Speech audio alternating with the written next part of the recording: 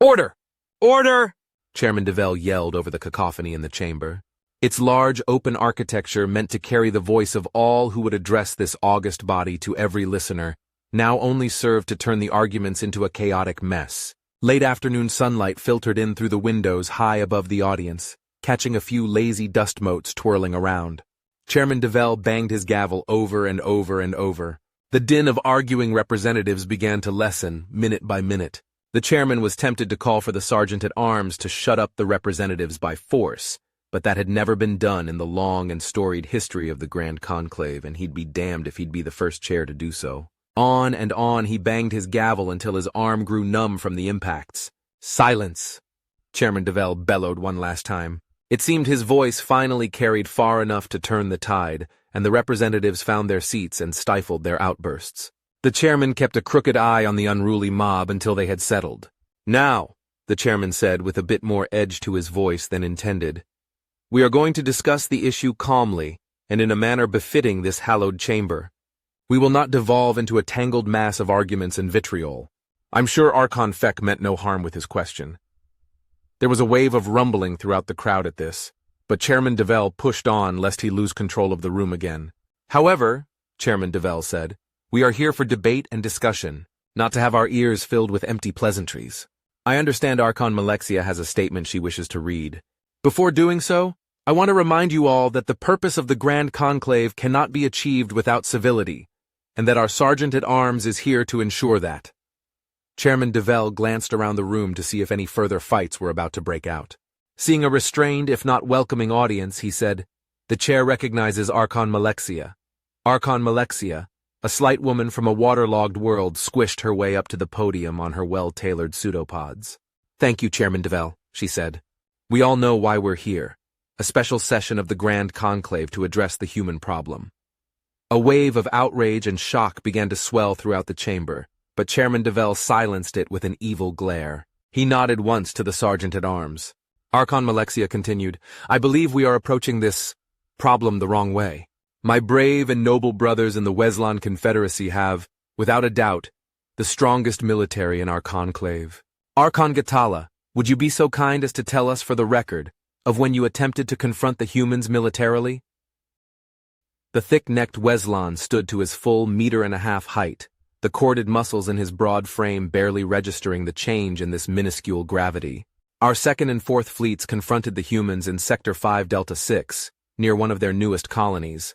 We warned them, as we warn all interlopers, that if they do not return to their borders, that we would destroy their unapproved colony." "And did they return to their borders?" "No," Archon Gatala said. "What did they do?" Archon Malexia asked. "Over a period of half a cycle, they flooded our world with fake currency and destroyed our economy," Archon Gatala said. "Seemingly overnight, we could no longer project force throughout 90% of our holdings. Nearly 1 in 10 of my people died from starvation. 2 of our most prosperous colonies declared independence, and we were unable to oppose them. We have only just begun to recover." "Thank you, Archon," Archon Malexia said. "Now I'd like to ask Archon Layala from the Rutanya Concordance about their interactions with these humans." Archon Layala, a wispy waif over 2.5 meters in height, struggled her way to her feet. She took a breath as she fully unfolded and waited for her vision to clear before speaking. "After our dear friends in the Weslan Confederacy suffered such misfortune, we felt we must respond. That is, after all, the purpose of this conclave. So we discussed among ourselves what to do. My people are known throughout conclave space and beyond for our art. Paintings and sculptures, music and stories, performances to shake your soul and to soothe it. We were artists. It meant something to be Rutanyan. But we heard about our Weslan brothers and wanted to help. We used our art as a weapon. Deep within the historical vaults on my world is a place known as the Madness Archive. It holds the most horrific creations. Disturbed artists who had somehow found a way to channel their insanity into their art in a way that made it contagious, I suppose. Anyone who looked upon these works would feel their mind slip away as they were consumed by the twisted thoughts of the artist. We should have destroyed such works, but it is anathema to my people to destroy art, any art, no matter how dangerous it may be. We kept them locked away safely as a compromise, but when the human issue arose, we knew our only hope lay buried in the Madness Archives. So we opened it. We sent a convoy with several of these restricted works to the border of human space. We opened a communications channel, and when they answered, we turned on the live feed to the cargo hold, showing them the pieces from the Madness archives. Archon Malexia stood there for a moment, waiting. Archon Layala had trailed off, staring at the floor. Her face was tense and taut. "And then what happened?" Archon Malexia asked, in as gentle a voice as she could manage. Archon Layala took a breath and pulled herself back to the present. "The humans, they stared at the images for a bit, and then nothing happened. Our fleet commander asked if they were okay, and the humans, nothing was wrong with the humans, you see. Thinking the video feed must be malfunctioning, the commander pulled up the image. It was not malfunctioning. His mind was gone before he realized what was happening. Most of his command crew was driven mad as well. They crashed into the rest of the fleet, and he was my life mate, you know. The fleet commander. We would have been paired for 19 revolutions by now, had he survived. Had the humans not somehow turned our weapons against us?" "Thank you, Archon," Archon Malexia said. Archon Layala sat down, still half stuck in the past. "I'd now like to ask Archon Triayote to speak about his experiences with the humans." Archon Triayote stood, wrapping his long, formal robes about himself. A dignified elder statesman of the Conclave, Triayote nonetheless felt a knot in all three of his stomachs as he began his story. After 2 other races of the Grand Conclave had been defeated by these humans, Archon Triayote said, "We felt we should address this issue. As you all know, my people are renowned for our scientific prowess, and so it was through science we were going rid the galaxy of these invasive pests. We launched a ship, one single ship, to the largest human settlement any had ever found, a world they called Gaia. There were many of these vile creatures on this world, millions if not billions, and so we thought to teach the remainder of this species a lesson and bring them to heel. The single ship we sent was one of our most advanced. For those who do not keep up with the scientific journals, we have created a third method of superluminal travel. These so-called warp gates, as the popular press would have them, are akin to artificial wormholes. A large spherical breach in space is opened at a given position, and it connects through a hyperspace conduit to a resulting exit point of the same size and shape. In short, it is a tunnel through space that appears as 2 unconnected shimmering spheres. Our plan was quite simple. Our ship would open one end of the warp gate on or just below the surface of the local star, and the other end would open in the atmosphere of Gaia. The extreme pressure of the star would cause superheated plasma to blast out of the gate, scouring the planet clear of all life. In the event that some humans would be able to hide or somehow survive the initial assault, we expected, with 73% confidence, that this warp gate attack would cause an uncontrolled chain reaction in the star, which would lead to its going nova shortly afterwards, wiping out the planet itself. There may have been enough time for survivors to evacuate, so we had dispatched several perimeter vessels to maintain the integrity of the mission. Archon Malexia has worried Archon Triayote would never stop talking once he started. She knew she had to let him speak to make her point, but she still grew weary of how many words the Archon could pack into each breath. "How did the mission fare?" Archon Malexia asked, hoping to move the proceedings along. "Our ship approached the planet," Archon Triayote said, only to find it abandoned. The buildings still stood. There were no signs of battle or plague. Our researchers aboard the ship were stumped. The entire world's population had simply vanished. Then our ship picked up a quite faint signal coming from the surface.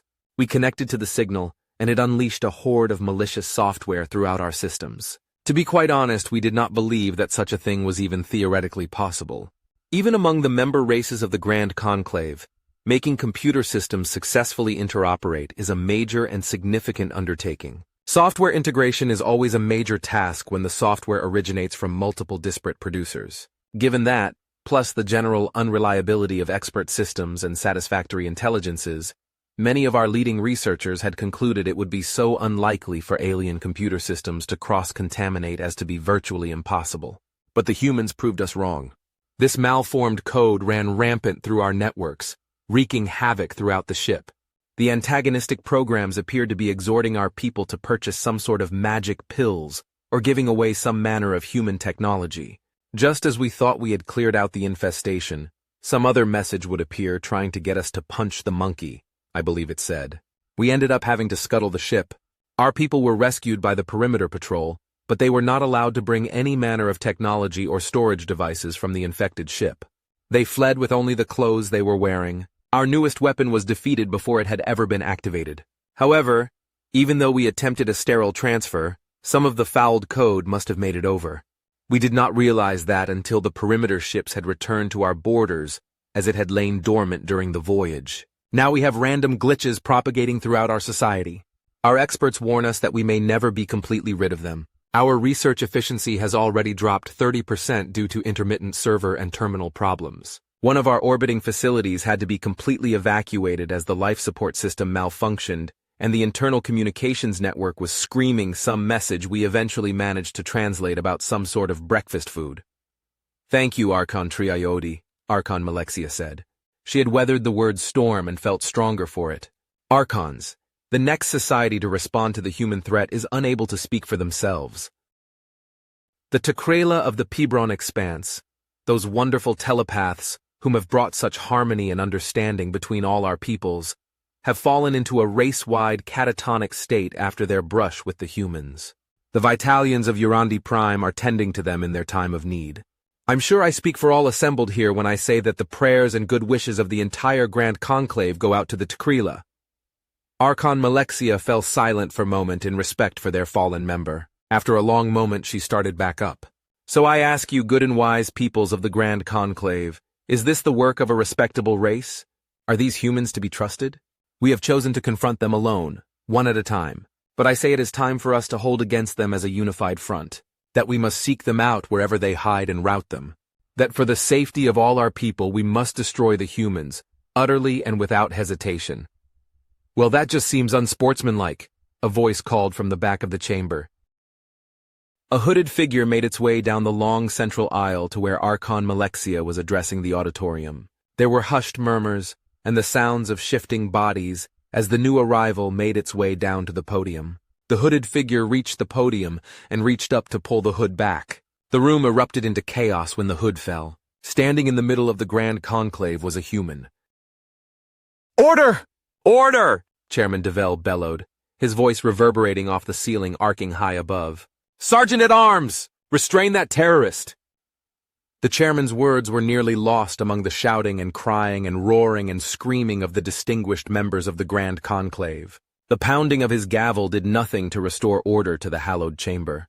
The sergeant-at-arms, a massive 3-meter-tall brute of a creature with a scarred face and an evil eye, pushed his way through the crowd to get at the interloper. He towered over most of the delegates and could easily shove them out of the way. The only thing which seriously hindered his progress was that he was trying to be gentle with them and not cause any more damage than necessary. He kept his gaze locked on the weird little alien who had caused all the commotion. She had not moved, and the Archons had given her a wide berth, a little bubble of calm in any otherwise tumultuous sea. When the sergeant-at-arms finally made his way to the human, he reached out to grab her. She turned towards him and looked up into his twisted face. "Don't," was all she said. The sergeant-at-arms hesitated. He remembered all the stories he had just heard about how this species had defeated at least 4 of the major races of the Grand Conclave. They were strong, they were cunning, they were dangerous. "Order!" Chairman Devell continued to shout against the chaotic throng. Seeing the sergeant-at-arms frozen with momentary indecision, and finally accepting that he would not be able to regain control of the camber, Chairman Devell reached under the chairman's podium and found a small button that had been installed by one of his predecessors. The story had always been that Chairman Tronk had been scandalously paranoid and had never wanted the job. But through a series of unlikely events and bad luck, he had been thrust into the galactic spotlight against his better judgment. Tronk had installed a number of devices that still hadn't been fully documented. However, Tronk had left a letter for his successor explaining a few of the more useful items, and that knowledge had been passed down from chairman to chairman until Devell himself had read it.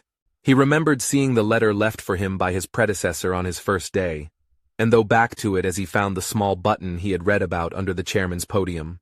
As Devell pressed the button, a high-pitched screeching noise filled the chamber, dropping most Archons to their knees in pain. Everyone in the chamber clasped their hands or hand analogs to their auditory sensing organs. Chairman Devell felt an odd stirring deep in his bowels. One of his aides had been around seemingly forever, and had passed on a rumor that Chairman Tronk had installed some manner of infrasonic fear beam when he installed the screechers. Chairman DeVell felt a wave of dread wash over him, and wanted nothing more than to find a very deep hole and hide inside of it until the universe collapsed in on itself. Chairman DeVell saw the rest of the chamber was beginning to feel the effects of the sonic weapons as well. The crowd had settled down and most had fallen into their seats. He caught sight of a few of the archons voiding their digestive tracts in one form or another. The human, however, stood grasping the edge of the speaker's podium.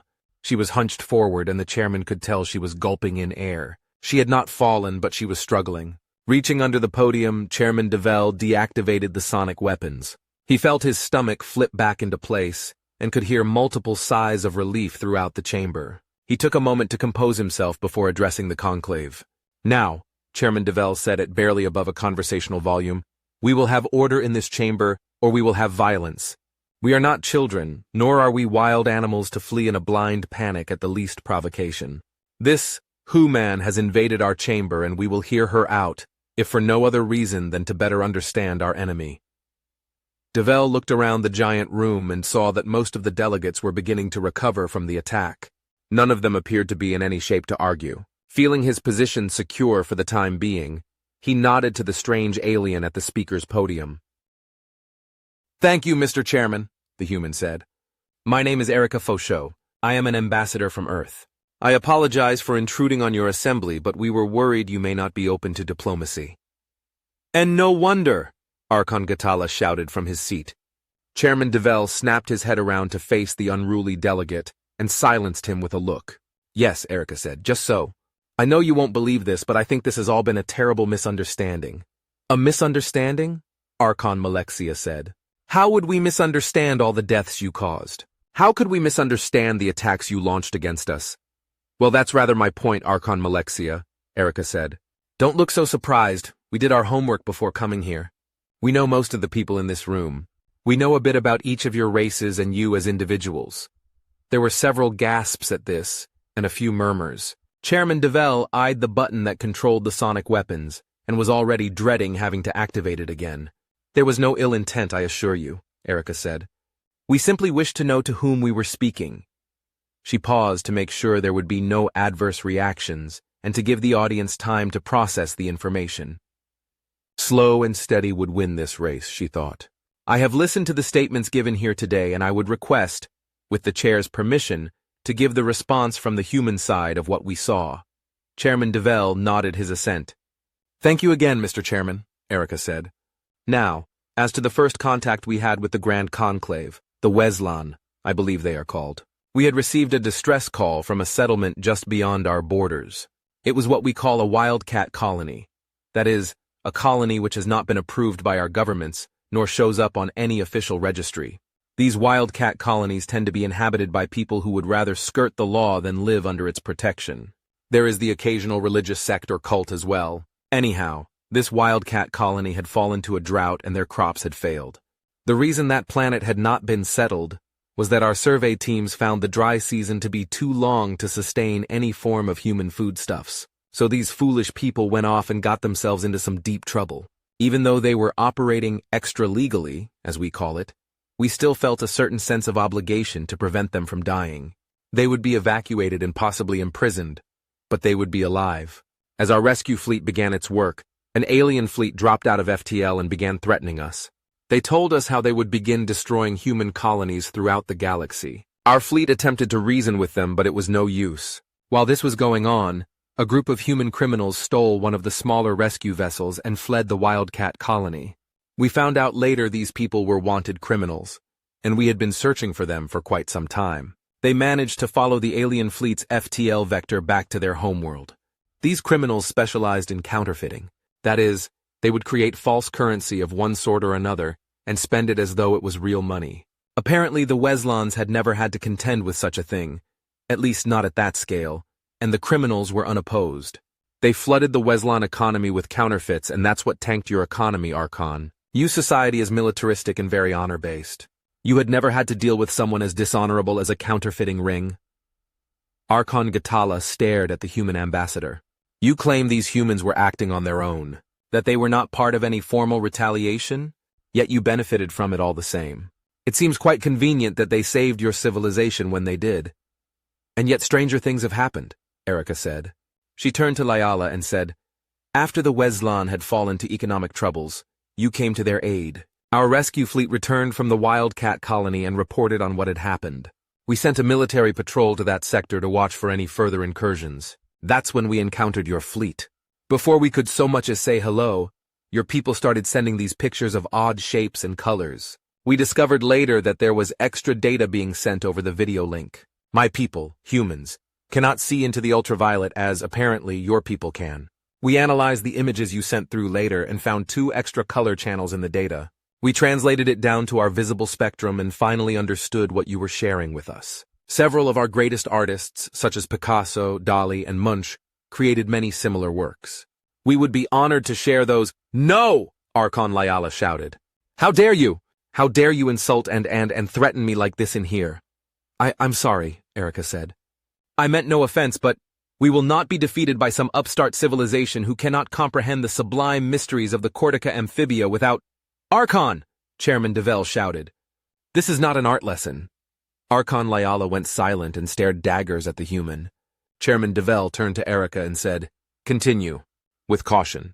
Thank you, Erica said. After the Rutanyan fleet began crashing into each other, our fleet tried to render assistance, but the ships were too damaged and uncontrolled. Our people had to evacuate or risk being caught in a reactor breach. That brings us to Archon Triayoti's story. As I recall, you said you had intended to scour Gaia clean of all humans? Archon Triayoti said, that was our mission, yes. Erica said, Gaia was a colony we established many years ago. Unlike the Wildcat colony, this one was legal and overseen by the Earth Colonization Authority.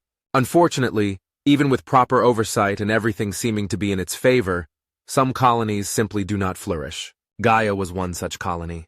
Despite the resources poured into it and the strong will of the colonists to succeed, the colony failed. It is a fact of life among humans that there is a certain element of society which preys upon the unfortunate and the unlucky. When a colony collapses, these social predators show up and begin offering false hope, free money, amazing prizes, an end to all your troubles. If only you fill out this form or sign this document or some other thing. These are lies designed to strip the desperate of their last bit of money or property. We fight these sorts of people when we find them, but there are always more waiting to take their place. What your people found, Archon Triayoti, was a remnant of the period in Gaia's history. Most of the material left behind had ceased functioning, but these spammers, as we call them, had created a few highly adaptive pieces of technology. One of them was a communications beacon with advanced power-saving features. When it detected a ship in range, it would fully power up and begin broadcasting its various messages. All of our networks have layers upon layers of protection against viruses, spam, and malware of every sort.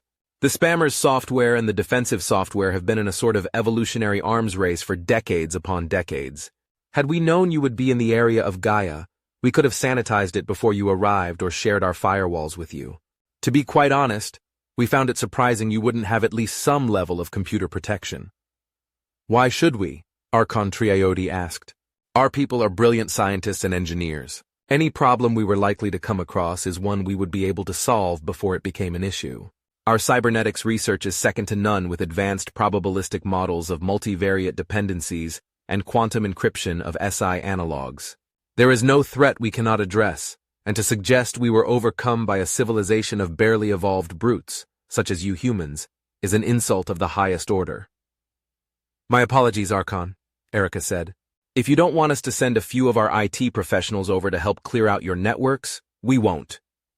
Archon Triayoti sat for a moment before saying, perhaps your people have stumbled upon a few minor tricks that could be of some minimal use to us. Erica said, yes, perhaps that is the case. And what of the Tkrila? Archon Malexia asked. What lie will you wrap up an entire catatonic race in? What sort of tale will you weave about that when all can see their world is on the brink of disaster? We are very sorry about that, Erica said. We did not know telepathy was an actual real thing that really exists. We thought it was fantasy, some fiction that exists only in stories. When the first Tkrila arrived in human space, she attempted a mental link. Not knowing what was happening, our people panicked a bit and terrible scenarios ran through their heads before they could stop it. From our interviews with those whom the Tkrila first contacted, we believe this anxiety made the leap to them, and it was simply too much for the Takrila to bear. The humans watched as Takrila dropped unconscious at an alarming rate. It seemed to propagate like wildfire through the Takrila there. We found their ship and attempted to return them to their homeworld, where we hoped they would be able to receive proper treatment. Unfortunately, history repeated itself, and the border guards fell to the same sickness. It was only after we had approached their homeworld that we discovered human thought is something of a plague virus to the Takrila. Our people lit off several automated distress beacons and fled as quickly as possible. "Admitting guilt!" Archon Malexia shouted. "Our people fled to minimize the damage we were doing," Erica said. "We didn't know exactly what was happening, but we suspected it was our fault. We lit the beacon and left to hopefully contain the situation and still get the Takrila the help they so desperately needed. I have been authorized to offer any aid we can give to them, but we don't know how to help them without causing more damage. That is why we have stayed away from them." "This all seems quite convenient for you," Archon Malexia said. "These attacks on 4 separate Conclave races were all accidents and misunderstands. The gentle humans, scourge of the galaxy, are nothing but victims of circumstance who have been unfairly judged. But please invite us in, I hear you say. We want to help. Given the damage and destruction you have already caused, the only reason I can see you are here for is to launch your final attack at the very heart of the Grand Conclave." The room began to wind up again, whispers and agitation circling the room like a wave of anxiety. Chairman DeVell grabbed his gavel but did not call for order. The human story was a little too neat and tidy for him. Perhaps Archon Malexia was onto something. Then again, Malexia was a career-driven individual, heartless, ruthless, and dangerously determined. Was this just another rung on the ladder she was climbing? Would she claw her way to the top of galactic politics using the bodies of 4 Conclave races and the humans as stepping stones? Chairman DeVell rapped his gavel once, though there was no great commotion. He called for order, more for the look of the thing than any real need for it. "Order," he said, barely louder than his normal speaking voice. The susurrus that had started up after Erica, the human ambassador, had addressed the Grand Conclave, was already dying out when the chairman spoke. He sat there, momentarily quiet, as 100 different scenarios and approaches played out in his mind. "Ambassador, Erica," Chairman DeVell said, "you have given us a lot to think about." The chairman did not know what to say, only that he needed more time to think, more time to investigate, more time. "What is there to think about, Mr. Chairman?" Archon Malexia asked, her tone bordering on disrespectful. "These humans are going to be the end of the Grand Conclave, and at the rate they're going, we'll be lucky to see out another rotation. 4 great races, 1 a founding member, of the Grand Conclave, all incapacitated in as many days. No, Mr. Chairman, the only thing to think about is whether we wish to continue as a society or be destroyed by the humans." "Archon," Erica said, "I understand your fear." "Fear?" Archon Malexia said, turning to the human. "Ambassador, is it fear when you feel your body flung to the beach, drying out under the sun's merciless rays? Or is it simple pragmatism to heave yourself back into Mother Ocean's welcoming embrace? It is not fear I feel, it is anger and it is frustration. It's seeing the tsunami approaching and having to convince my fellow delegates to take shelter or fight back when it should be obvious to all. But never fear." "Well said," Archon Gatala said from his seat. "Archons, please," Erica said, looking around the chamber. "Humanity only wants to live in peace with all of you. We hold no ill will for the misunderstandings that brought us together. All we're asking for is a chance to get past this unfortunate business." "Unfortunate?" Archon Malexia said. "How dare you, Ambassador? How dare you? Mr. Chairman, I move for an immediate vote on sanctions against the humans with military force authorized to prevent any further incursions on Conclave territory."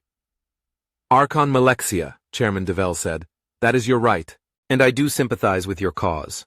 However, the human ambassador has come here of her own free will to work out a compromise and to apologize for what she has called misunderstandings. Before I call for any vote, I ask you if you are sure this is the best course of action? To meet diplomacy with belligerence?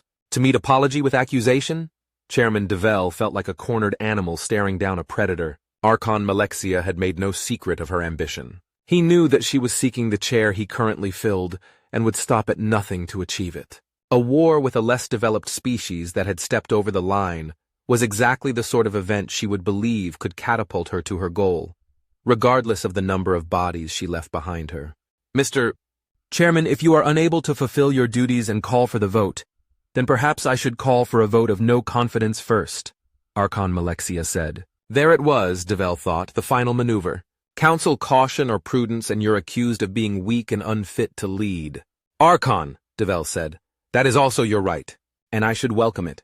Before beginning that process, though, perhaps we should take a moment to reflect on the ambassador's words. Let us suppose for the moment that she is telling the truth, more or less anyway, that none of this was done on purpose, that these humans caused all this damage, defeated the 4 races you mentioned, accidentally, that they were able to hobble 4 of the major powers in galactic politics without trying, that they did not even notice we were at war, and yet, somehow, still managed to cripple so many worlds. Is this really the sort of race of which you would make an enemy? Someone who destroys you without even noticing you're there? That's the part that beggars belief, Archon Malexia said, that these primitive landwalkers could so completely remove those 4 races by accident. The ambassador weaves a wonderful tale, but she does not make it believable. She pushed too far. No, they knew what their attacks would do. They're sneaking around, learning about us, about our weaknesses and vulnerabilities, spying on us.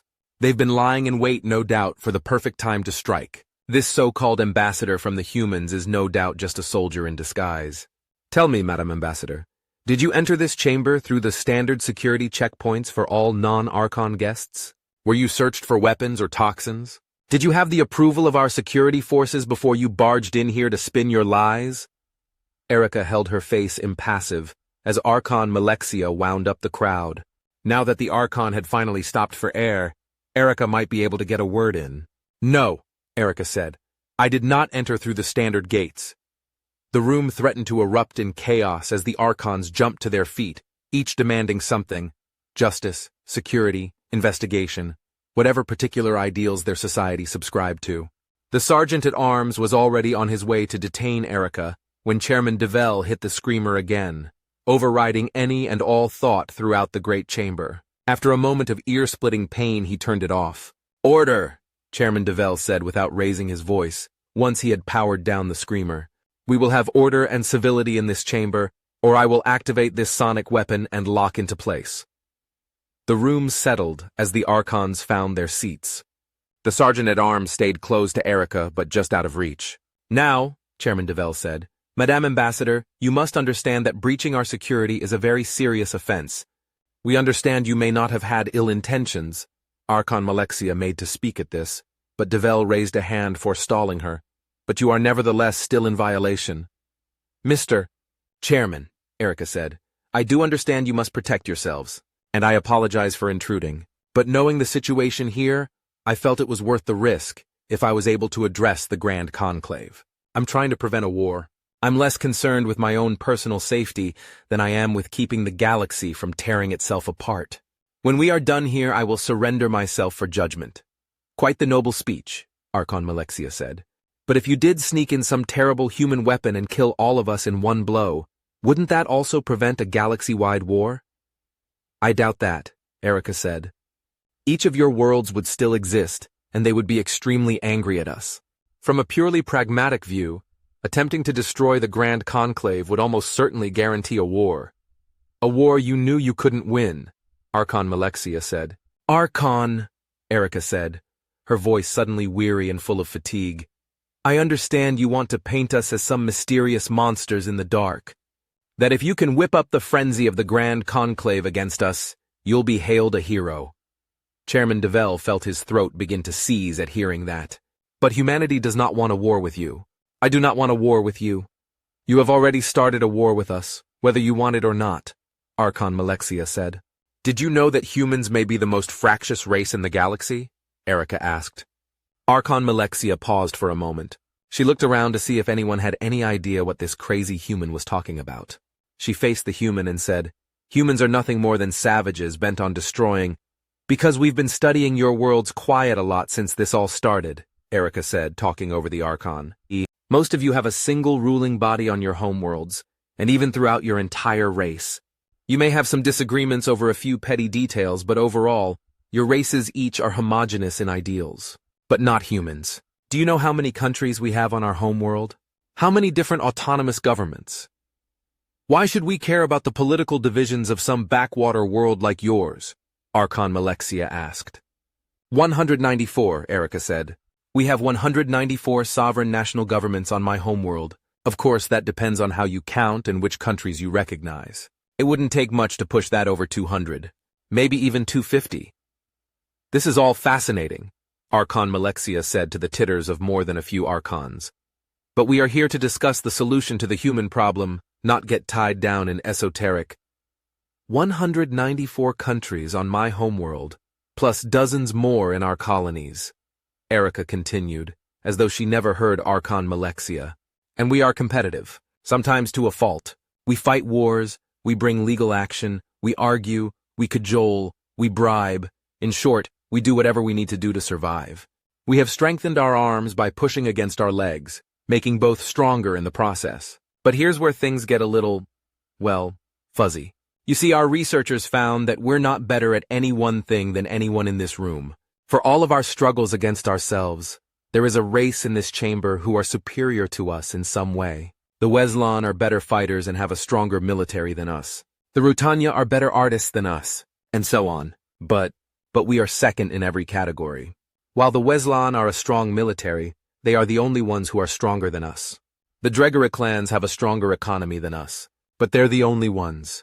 The Bega are better biologists than us, but they're the only ones. My people have a saying, Jack of all trades, master of none. It means that while we may not win any category, we are second in all of them. That we know quite a lot about a great many things. Jack of all trades, master of none, but better than a master of one. That's the full saying. It exhorts my people to diversify, to learn about many things, to always have options. So yes, Archon Malexia, you are correct that we are not as strong as the Weslan or as rich as the Dregere. But we don't need to be. We are generalists. At least we are when compared to the races of the Grand Conclave. If you face us, know that each of you may beat us in a given category, but none of you can beat us in every category. We won't be working individually, Archon Malexia said. We will come as part of the Conclave. We can then beat you in every category. Yes, Erica said. That may be true. Many of my own people were strongly opposed to my visit here. They told me it was a waste of time, that speaking to you would bring nothing but risk. They warned me that you would take me hostage and torture me for information on humans. Still, I came. Then you are a fool, Archon Malexia said, to walk into the den of your enemy. I don't see you as my enemy, Erica said, and I don't want you to see me as yours. I had to argue with many of our soldiers and leaders to let me talk to you. There are elements of our people that want a war with you. See? Finally the truth appears, Archon Malexia said. But not me, and not the majority of my people, Erica said, talking quickly to prevent losing control of the room. Humans aren't looking to fight any of you. We apologize for any misunderstandings, but we hope you all can look past that and that our two civilizations can peacefully coexist. And if not, you'll attack us in our sleep. Is that the idea? Archon Malexia said. No, Erica said. I told you, my people don't want a war. Some of your people don't want a war, Archon Malexia said. That's what you said. Yes, some. Why don't you tell us about the ones that do? Tell us how they would like nothing more than to destroy us. How they would lure us in a trap of trusting you only to fall upon us. They wouldn't, Erica said. Oh? The noble humans too upstanding to lay a trap? After all you've done, that's your defense? No, Erica said. Not a defense. A warning. There was debate before I left to come here. Vigorous debate. Our military leaders wanted to attack immediately. Once all the information was gathered, they had their ships and soldiers queued up and ready to go. I was given one chance to come talk to you, to beg you not to start this war, or at least not continue it. Humans will not sneak in and covertly attack you. We will appear in the skies above your homeworlds and rain destruction. Nuclear warheads, antimatter bombs, plasma bolts. We will make the battles public and very, very messy. Our military will not take prisoners, at least not on the first several planets. They will want to shock you with their viciousness. They want to frighten you into surrendering quickly. Later they might, only might, take prisoners, if the war lasts that long. It sounds like you know quite a bit about your military's plans, Archon Malexia said. Perhaps we should interrogate you a bit more thoroughly. You can, but I've told you all I know, all I was allowed to know. When we had decided that I would come here, we knew there was every chance you would torture me for information. To save the lives of our troops, they gave me no further information. Other than to tell you the attacks would be beyond any brutality you can imagine and they will not stop, Erica said.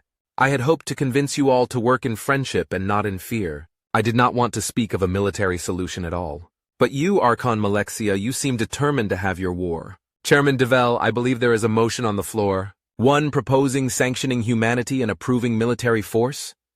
Chairman DeVell rose to his feet and banged his gavel once. There is a motion on the floor. Sanctions against the humans and authorization of military force. Will anyone second this? DeVell looked out over the assembled Archons and waited, and waited, and waited. He swept his eyes from one side of the great chamber to the other. He silently counted to 50 after that. Smiling would be inappropriate, he felt, but he was glad. Motion fails, Chairman DeVell said, rapping his gavel. The great conclave had spoken.